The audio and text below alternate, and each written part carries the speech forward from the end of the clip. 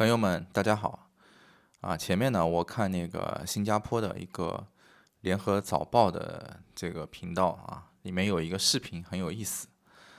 他呢就说许多中国人喜欢就是称呼新加坡为坡县然后呢他们就展开就是以这个话题呢展开，他采访了许多在新加坡的中国的这个移民或者留学生。同时呢，他也采访了这个许多新加坡的本地人。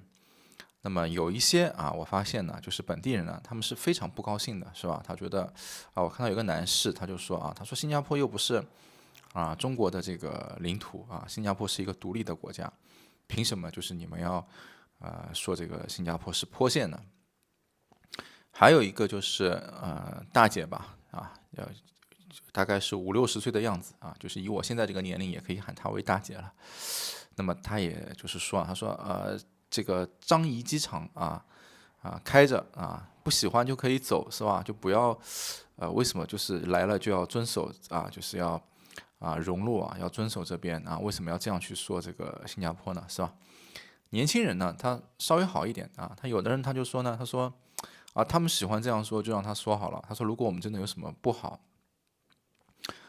那我们也去改善，是吧？那他们喜欢说，可能也并没有恶意那还有一个是中国的这个留学生他就说，他说我们其实只是觉得他很小说的就是可爱的就是一种可爱的称呼，并没有恶意那他同时呢又采访了几个这个中国的一些留学生那大家都说呢这个是没有恶意的他只是拿一个现实就是说去做对比，对吧？就新加坡的这个领土是多大，然后中国的一个什么样的城市领土是多大？他说我们只是这样说一个现实这个对比，并没有一种恶意这样那么我呢，就是回想起就是我身边，我确实发现真的有这样的人，就是说他是说新加坡是坡县，然后呢，他说那个澳洲的那个墨尔本他说是那个墨村因为我之前有个客户呢是墨尔本大学就墨尔本大学他到中国去招生嘛他是我的客户，那所以呢就是他们请了许多就是原来去墨尔本留学的留学生他们回到中国以后呢就是把他们等于当校友一样请过来参加一个晚宴嘛我就发现这些留学生之间呢，他们交流确实会称这个墨尔本呢是墨村还有好像我就没有怎么听到过了那我呢就是想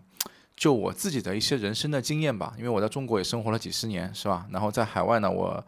差不多在20多岁的时候我也经常就开始一直在海外这样来来回回工作，也去过许多个国家。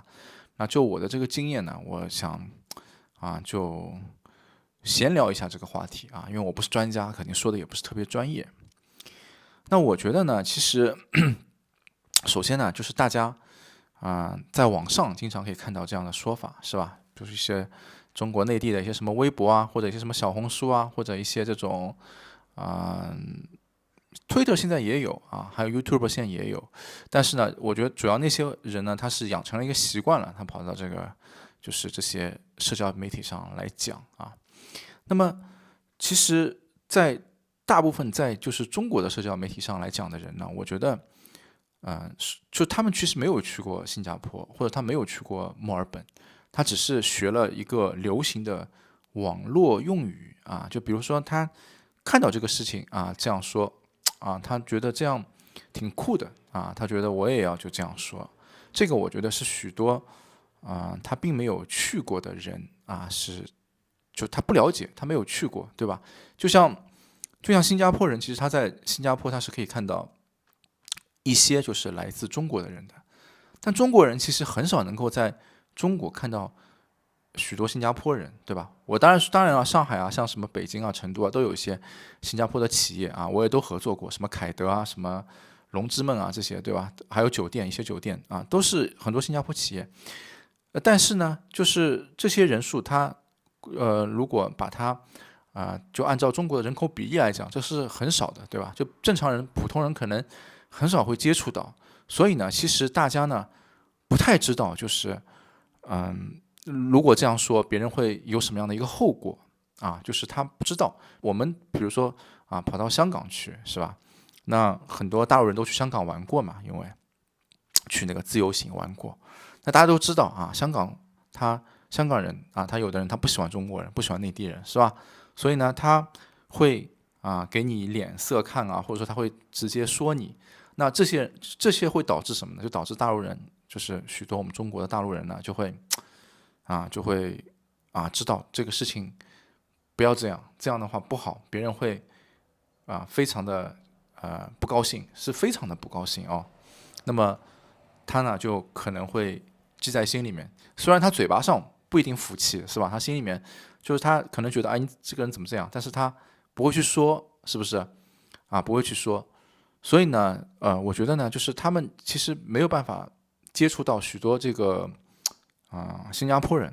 因为新加坡人他不会去上中国的就是一些社交媒体的。你说很多新加坡人会去上什么微博吗？不会，是吧？所以呢，其实大家都不知道，就双方的交流我觉得没有那么的密切，所以呢，大家不知道，这个是一种。当然呢，这个其实是一个比较不是一个深层次的理由这是一个我觉得是比较表面性的一个理由。那么深层次的理由是什么呢？这个就要讲了长了比如说我从我小时候我读书，那我在学校里面的老师肯定称呼我他不会称呼我 Mr 什么什么什么什么什么先生，是吧？他肯定就直接说，哎，谁谁谁这个成绩单给你这个考卷给你叫你爸爸来打你什么电话他不会说某某某先生，是吧？那称呼某某某先生呢，这个事情呢，我是在这个一些就是古代的不是古代的一些这个现代的这个著名的一些文学家那是解放前的一些著名的一些文学家比如像什么鲁迅什么周作人什么林语堂什么梁实秋什么启功对吧？就是这些文化名人或者胡适这些人我看到他们写的一些关于北大一些清华一些这种回忆录一些里面他都会称呼谁谁谁这个马叙伦老师先生或者说梁实秋先生就不管对方是女的男的，他都是称为先生，是吧？就梁实秋他老婆叫什么？叫陈继书他说陈继书先生或者说谁谁谁先生，就是大家会有这个称呼，并且呢，他们称呼学生，就如果你是一个北大的学子，他也是称呼你某某某先生这个具体从哪边学起来的我不知道，是不是就是5·4的新文化运动从西方传进来的，对吧？我觉得有可能是这样，但是我不确定，因为我不是这方面的专家，我也没有经历过那个时代，我是从书上看的。但是呢，在电影里面就是我们平时看的这个西方的电影里面我记得反正是许多电影里面就会有一些学校里面的嘛，比如什么霍格华兹魔法学校什么还有一个什么闻香识女人，是吧？那个阿尔帕西诺他演的那个一个人，他带了一个学生嘛，就是到这个学校里面去。那些老师呢，他可能是会称呼，就是这些小孩可能一开始他就称呼为某某先生那我没有，因为我的这个启蒙的教育也不是这种西式的学校的，所以我没有这个经验，我不知道的，对吧？但大家如果看我的这个视频呢，如果你们知道那我觉得你们是能够对上号的，你们是能够理解的，是吧？那么我觉得呢，就是大家呢，这种观念这种就是比如说他知道自己是先生然后呢，他称呼比自己年纪小的人也是先生这种方式呢，我觉得它会随着就是年龄的增长，整个社会的一种运行，对吧？它就会就保留下去，它会养成一种习惯，是吧？就比如说我那时候出差，我经常去坐那种国际航班，我就会发现他会叫你填啊，你是 Mister 啊，还是什么 Doctor 啊，还是什么 Professor 是吧？就是他会有很多称呼、尊称什么的啊。这种我觉得呢，啊，它就是一种比较细化的一种对人的一种尊重，是吧？那话再说回来，其实呢，我觉得啊，你说你称呼啊新加坡说坡县啊，就是说这个话的人，他知道好不好啊？我觉得说这个话的呢，就感觉什么？就感觉比如说我在马路上看到一个年纪大的人，我直接上去就跟他说，哎，老头儿啊，就是这种感觉啊。你说他是不是特别坏？是不是特别的，就是没素质什么的？我觉得你只能说他这个人没什么礼貌，是吧？就不能从别人的角度上去出发考虑问题或怎么样。但你说他就是这个老头这两个字对不对？对吧？就你也就他确实是个老人啊，可能我们会去说老先生这样的，我觉得是这样的一种方式吧，对吧？所以我觉得呢，这个和大家呢就是一种接触的这种环境啊，就是从小呢养成的这种习惯，是吧？啊，就不太会有这种啊有这种尊称啊这种感觉啊，这是我自己觉得的。但我记得呢，就是因为我在上海出生的嘛，我上海长大的。我记得我在上海就是啊，我去实习的时候啊，就这个实习单位里面的那些老的那些年长的那些人啊，他们会有一种称呼的啊，比如说他说这个人姓陈，他叫陈工啊，他这个工可能就是一个工程师的意思啊，就像以前他们说那个什么江泽民啊，那个时候就是他原来不是一个工程师嘛啊，也会称呼他为一个什么就江工啊，应该是这样的一种称呼吧，反正就是说什么工程师啊，什么这种老的这种有资历的这种工作人员呢，他会给他这种尊称啊。我觉得呢，这个呢，我觉得是一个有可能啊，是一个就是上海的这个怎么说呢，一种传承下来的一种东西啊，这个我是有印象的。就许多人呢，他其实爱面子啊，他长期的在这种环境呢生活啊，就是大家就我们在国内正常的情况是什么？就是觉得啊，跟你之间啊，就不是那种把你比如说打伤头了，或者说给你拉你领子了，就不动手的事情，基本上动口的什么的，那基本就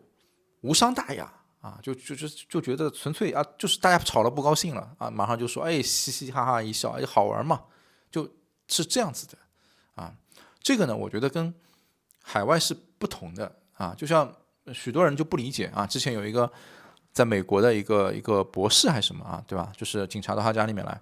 啊，他拿一个什么菜刀啊，然后警察就直接嘣嘣嘣把他打死了。还有澳洲也是一个，就一个女的拿剪刀，警察说把剪刀放下来，那女的就不放以后警察咚就把他打死了。就在国外，大家像我现在在欧洲也是，就大家日常之间极少你会看到有人起冲突啊，就是一般说话都是非常的温和，就一不高兴的话，人家真的会跟你拼命的，就不是说好像有人以前就经常说我们，比如说上海人，他说上海男的最没骨气了啊，吵架吵个半天不动手的啊，对吧？就是我们那里的文化就是大家吵架吵半天啊，随便骂什么，你把你妈什么乱七八糟都家里面这种啊，学校里面开始其实就这样，就开始你这样骂什么东西的，只要不动手，大家好像过一会儿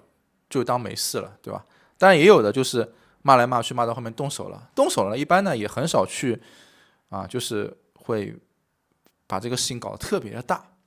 所以呢，就是那个新加坡的之前有一个就是这个女的在新加坡啊，一个中国网红，她不是这个因为辱骂护士啊，然后辱骂这个保安呢，还是干嘛的，她不是就她意识不到这个事情嘛，对吧？就是你去把这两个事情串联起来啊，它是有一些关联的，就她意识不到，因为她生活的那个环境里面，她觉得这个事情这样没什么问题啊。如果在网络上大家能够就是更多的接触，或实际上生活当中大家能够更多接触不同的更多国家的人的话，其实大家应该是会改善的啊。因为这种不接触啊，这种文化上的这种差异呢，其实导致这个我觉得这种事情呢就会很多啊。我觉得很多人呢就会觉得中国人素质很差，没礼貌。但其实中国人大部分的，我觉得老百姓啊，其实是很善良的，就是他心里面啊，他很热情，他很大方。就比如说你是一个外国人跑过来啊，不管你是谁啊，就是大家都觉得我愿意花钱。其实，在这个社会上，在这个整个世界上，对吧？愿意说漂亮话的人很多，愿意真的从口袋里面愿意掏钱帮你的人，这种人是很少的。或者说不是帮你就请你吃饭什么，就真的愿意买单的人，这种人是不多的，对不对？这个大家成年人都懂的。但是呢，就是中国呢，往往就是他呢吃的啊明的亏他就吃了，但是呢这种细节上呢，他容易他就不知道。但是我觉得主要呢其实是这个社会这个环境，包括家里面的人，对吧？就像我第一次去日本，我那个时候去日本啊，虽然我在电视里面看到过啊，我也看到过这些日本的一些这种礼仪吧，但是真的当人就是跟我这样啊这样鞠躬的时候，我还是会不习惯，会有一种不习惯啊。那我马上就会也会朝着他像他这样的鞠躬，但其实人家这种鞠躬可能是大家就鞠一下，就有一个这种习惯，对吧？就回应一下就可以了。但是别人看我又这么鞠了啊，那他也这么鞠了，然后我看他又这么鞠了，我又这么鞠了。其实我是不懂这个礼仪，但是呢，我为什么就不停的就他鞠躬我也鞠躬呢？因为我怕人家觉得我这个人不懂礼貌，就我觉得我爱面子，是吧？所以我觉得其实很多人呢他是爱面子啊，包括我认为就是那些接受采访的，或者说很多人啊，你问他啊，你说这个破线是什么意思，或者说你说这个墨村是什么意思啊？他们说我没恶意的，没恶意的，但他心里面知道这样说不好嘛，但大家爱面子，就他不会说啊，我觉得这样说不好，我以后不这么说了，他不会这样觉得啊。这个我觉得就是一种习惯，就他很难好像怎么说呢？就他不太愿意真正的去认识自己的这个问题，并且去改变啊。好吧，我觉得呢，这个是我自己的一些亲身的经历、亲身的体验啊。我不想让大家觉得呢，就觉得啊，中国人就是很坏，或者说中国人很没素质啊，他就是要这么讲，对吧？啊，我只是就是把这个现象啊，就告诉为什么会，我觉得是这样的，就是解释，就是这样录一个视频啊，也欢迎大家探讨，谢谢。